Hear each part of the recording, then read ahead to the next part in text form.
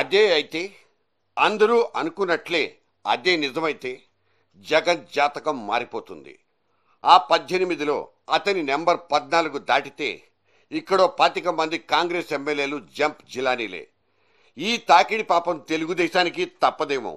ముఖ్యమంత్రి సీటు మీద విజయమ్మ, కేసుల గొడవల నుంచి బయటకొస్తే జగనయ్య.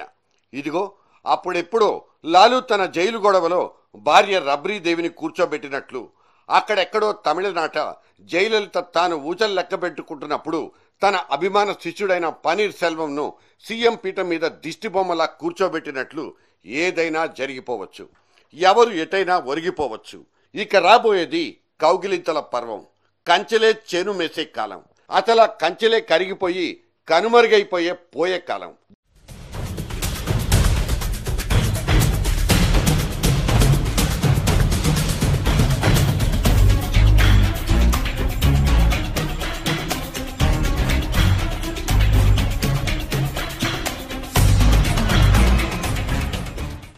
జగనుడు రేపు చూపించబోయే దృశ్య కావ్యానికి బ్యాక్గ్రౌండ్లో ముఖ్యంగా కాంగ్రెస్ పెరట్లో కావలసినన్ని స్క్రీన్ ప్లేలు తయారైపోతున్నాయి. ఏం చేసి ఈ మహా సంక్షోభం నుంచి బయటపడిపోవాలన్నది ఒక గుంపు సమాలోచన అయితే, మరో గుంపు ఏం చేసి ఈ మాయాజూదంలో లబ్ధి పొందొచ్చో ఒక మేధో మథనం. ఇక్కడ జగన్ వైపు దూకబోయే వాళ్లను పసిగట్టడం ఒక ఎత్తైతే, ఆ దూకుడుగాళ్ల కాళ్లకు సంకెళ్లేసే ఇంకో కార్యక్రమం మరో ఎత్తు. పోయినసారి పారిపోయిన వాళ్లను వెనక్కి తెచ్చుకోవడంలో ముఖ్యమంత్రి 1-2 విజయాలు సాధించుండొచ్చు. కృష్ణ పరమాత్ముడు చీరలిచ్చి వస్త్రాపహరణపు భంగపాటు నుంచి కాపాడినట్లు ఆ చిరంజీవుల వారు ఆదుకోబట్టే చరిత్ర రిపీట్ అవ్వలేదు. గాని ఈసారి అలాంటి రెండో కృష్ణుడెవరూ కనుచూపు మేరలో లేరుగాక లేరు. అవును, ఒక కన్ను దేశం వైపు వేస్తే పోయేదేముంది? ఈ కప్పల తక్కెడ రాజకీయంలో ఏదైతేనే మానం కాపాడుకోవడం ముఖ్యం. అయినా ఈ బోడి రాజకీయాల్లో మానానిదేముంది? పావలాకు 4 కొనుక్కోవచ్చు. కావలసిందల్లా అధికారం. అందుకే కాంగ్రెస్ తన అధికారపు కుర్చీని కాపాడుకోవడానికి తెలుగుదేశానికి బీటేయడం మాత్రం ఖాయం.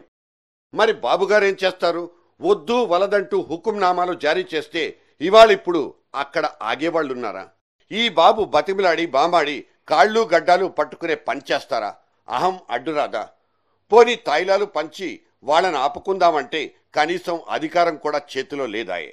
ఎలక్షన్లు అయిపోయిన తర్వాత ఇప్పుడు అందరివి పేద పార్టీలే. డబ్బు తీయాలంటే ఎవరికి వారు చెల్లాచెదురు. ఆ డబ్బే తీయకపోతే మళ్లీ చెల్లాచెదురే. ముందు జగనొయ్యి, వెనక కాంగ్రెస్ గొయ్యి. మా పెద్ద చిక్కొచ్చి పడిపోతోంది. దీన్నే అన్నారు ఉపద్రవమని. చంద్రబాబుకు చందమామ దూరం.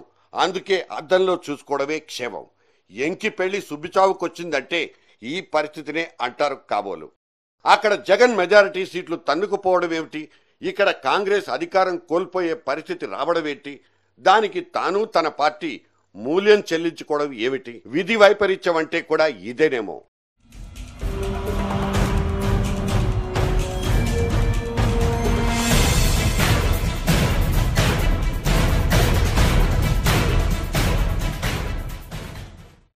ఇక కాంగ్రెస్ లో ఫైర్ ఫైటర్లు లేక కాదు, మస్తు మంది.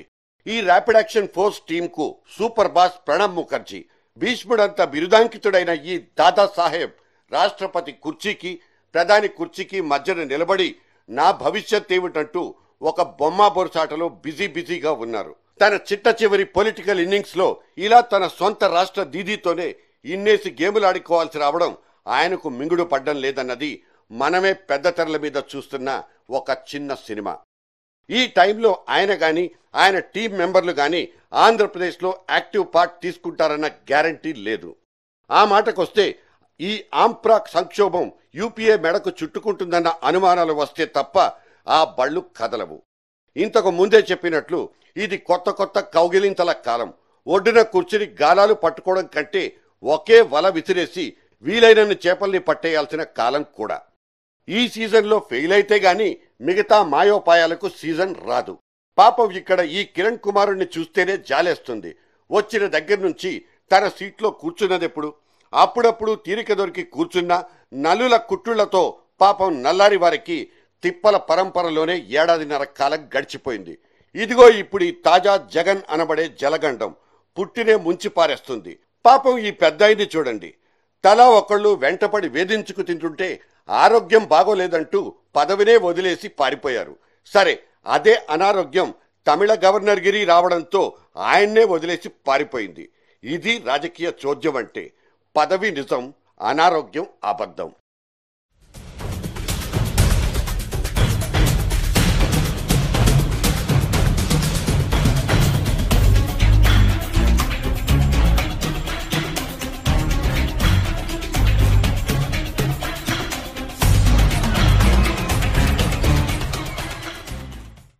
రేపు సాయంత్రానికి కొన్ని పార్టీలు ఒక రకమైన చీకట్లోకి వెళ్లడం ఖాయంగా కనిపిస్తుంది.